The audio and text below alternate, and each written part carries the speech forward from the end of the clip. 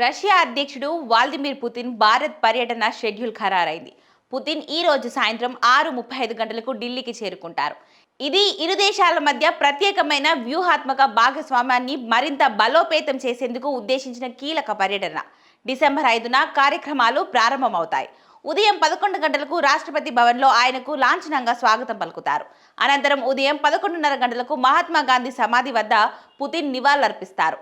ఉదయం 11:50 గంటలకు ప్రధాని నరేంద్ర మోదీతో సమావేశమై ఇరు దేశాల మధ్య వ్యూహాత్మక మరియు ద్వైపాక్షిక ఒప్పందాలపై చర్చిస్తారు. ఈ చర్చల్లో రక్షణ, ఇంధనం, వాణిజ్యం వంటి కీలక అంశాలు ప్రధానంగా చర్చకు వచ్చే అవకాశం ఉంది. ఇక ప్రధానమంత్రి నరేంద్ర మోదీతో చర్చలు పూర్తయిన తర్వాత మధ్యాహ్నం 1:55 గంటలకు మీడియా సమావేశం ఉంటుంది. ఇందులో ద్వైపాక్షిక చర్చల ఫలితాలను ప్రకటించవచ్చు. ఆ తర్వాత మధ్యాహ్నం 3:40 గంటలకు ఆయన ఇరు దేశాల మధ్య ఆర్థిక సంబంధాలను బలోపేతం చేసే లక్ష్యంతో ఏర్పాటు చేసిన వ్యాపార కార్యక్రమంలో పాల్గొంటారు. రోజు చివరిలో రాత్రి 7 గంటలకు రాష్ట్రపతితో జరిగే సమావేశంలో పాల్గొంటారు.